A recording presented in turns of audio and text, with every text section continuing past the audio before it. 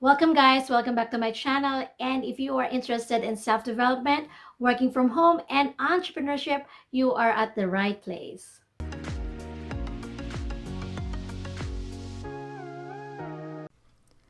I love communicating with people, and I'm sure you do too.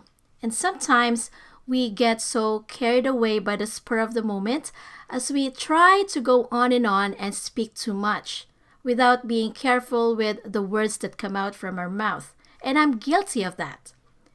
And when I say not being careful, I didn't mean posing harm of any kind towards another person, but rather we tend to not really pay attention to our words, leading to repeating ourselves unintentionally. And in that case, we tend to sound redundant. And speaking of being redundant, especially with our words, this is said to be one of the most common errors that we commit or notice, regardless of the language you and I speak. But since we know that English is the most commonly used means to communicate and said to be our universal language, I'll talk about English language redundancy errors in today's video. When we communicate using our words, our main goal is to connect and transfer the message that we want to convey through our language, either written or spoken. And we have two paths. We either become one, concise, or two, wordy. And when we say concise, it means to give a lot of information clearly but using only a few words. It is mainly characterized by being brief but comprehensive or on point.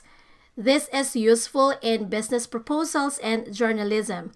This may also be useful in transcription except for verbatim or word-for-word dictations, which I can cover in another video. Or you may want to check out my other videos in my YouTube channel relating to this topic. Let's move on to wordy. It means being verbose, long-winded, lengthy, or more words. And here are my examples. The concise version says, she audits files yearly, or we can say, she audits files annually. While the wordy version reads, she audits files once a year. In this case, it's one word versus three words, yearly or annually versus once a year. But they just mean the same thing, right? Here's another example. I only have $5 now. Or you can say, I only have $5 today or currently, because the words now, today, and currently mean the same thing. And then the wordy version reads, I only have $5 at the present time. By the examples I gave you, you must have an idea of what redundancy means. But let me explore its meaning by consulting our dictionary online. And according to dictionary.com, it is an adjective characterized by verbosity or unnecessary repetition in expressing ideas. It's also known as a prolix. In addition, it means being in excess, exceeding what is usual or natural. It also means having some unusual or extra part or feature, and is characterized by superabundance or superfluity. Simply put, redundant words are merely extra words that we use that don't really serve much in expressing our intended message that we want to convey. So, when does redundancy happen in English?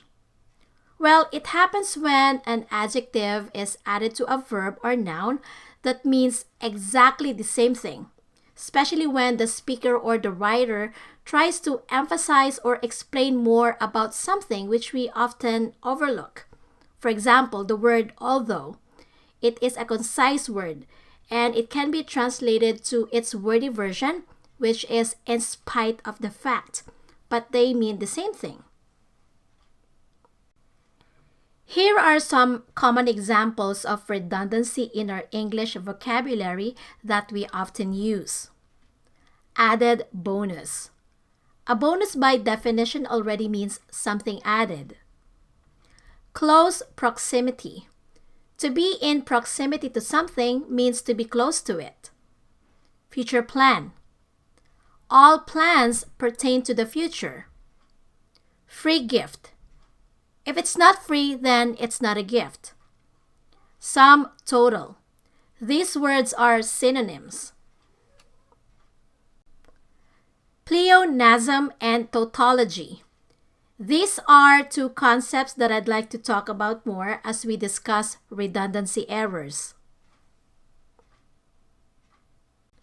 What is pleonasm? Pleonasm is the use of more words than what is actually needed to express a meaning, which is done either unintentionally or for emphasis. For example, please kick the ball with your feet. When you analyze this, you know that when you kick, you can only use your feet to do that, right? Can you kick with your hands? I don't think so, because there's another word appropriate for that action. What about this one? Sam, let's talk about our future plans to hang out. We know that plans are things that are not done yet. And also these are the things that are about to happen in the future. So using future plans is a form of redundancy. Now let's go to the second concept, tautology. What is tautology? It is an expression or phrase using different words to repeat the same idea. It is used to not only put emphasis on something, but to add some poetic flair in the way we communicate. For example, I will see him at 2:00 p.m. in the afternoon. We know that PM is the abbreviated form of the Latin words post meridiem, which also means afternoon. Another example is, I read the autobiography of his own life. Autobiography means an account of a person's life that is written by that person. And note that auto means self and biography means about a person's life. And it's quiz time! Identify the redundant words in each sentence, and the answers will be given towards the end. Our GPS system is malfunctioning. There are many invited guests. Her memory still remains. Please repeat again what you said. The girl fell down the stairs. Here are the answers, and the redundant words are highlighted in red. Our GPS system is malfunctioning.